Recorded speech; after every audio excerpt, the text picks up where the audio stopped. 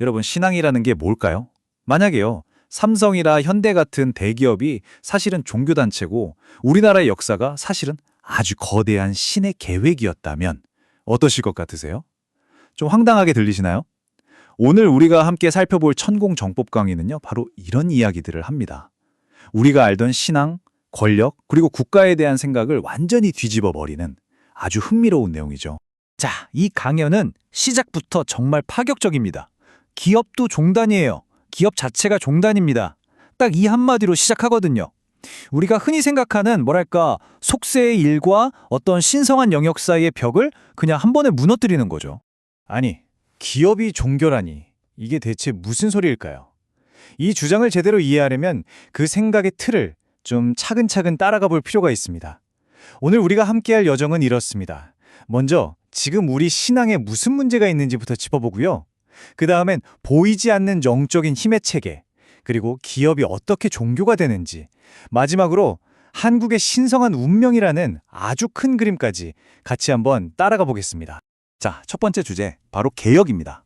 강연자는 아주 단호하게 시작해요. 오늘날 우리가 신앙생활이라고 부르는 것들 있잖아요. 그게 사실은 진짜 종교가 아니라는 겁니다. 그럼 도대체 뭐가 문제라는 걸까요? 강연에서 지적하는 건 바로 이겁니다. 지금의 신앙은요, 어떤 높은 차원의 깨달음을 얻으려는 게 아니라는 거예요.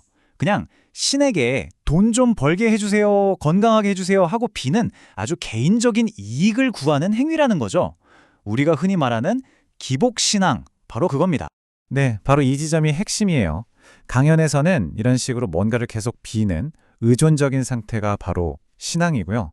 여기서 벗어나서 진리를 배우고 성장하는 단계로 나아가는 게 바로 진정한 종교라는 겁니다. 이 둘을 명확하게 구분하는 거죠.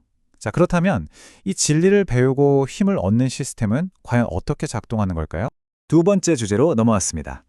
여기서부터는 좀 더 흥미로운 보이지 않는 세계에 대한 이야기가 펼쳐집니다.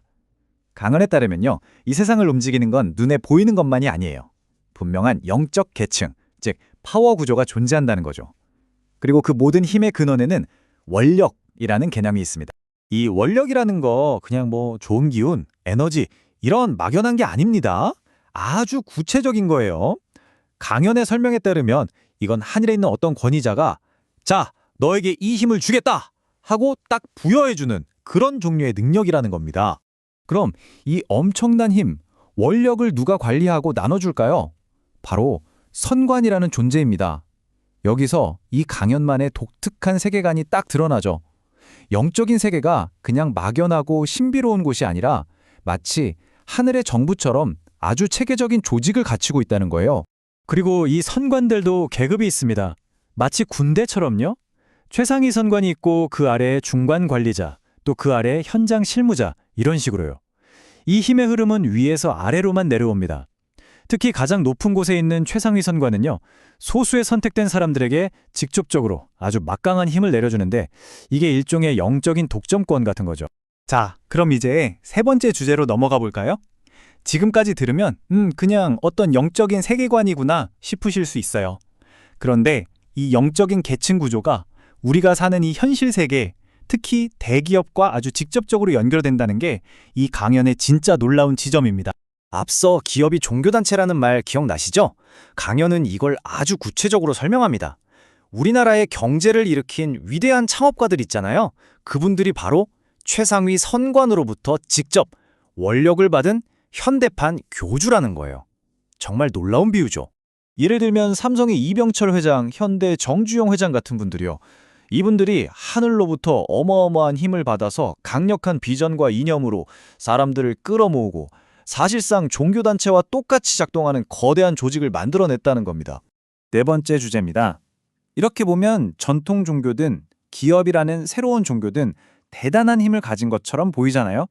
그런데 강연에서는 이 둘 모두 결정적인 실패를 했다고 아주 강하게 지적합니다.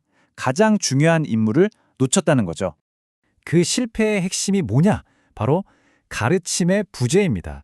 사람들에게 능력을 주고 조직에 순응하는 법은 가르쳤을지 몰라도 정작 가장 중요한 것, 당신은 진정 누구인가라는 정체성에 대해서는 아무것도 가르쳐주지 않았다는 겁니다.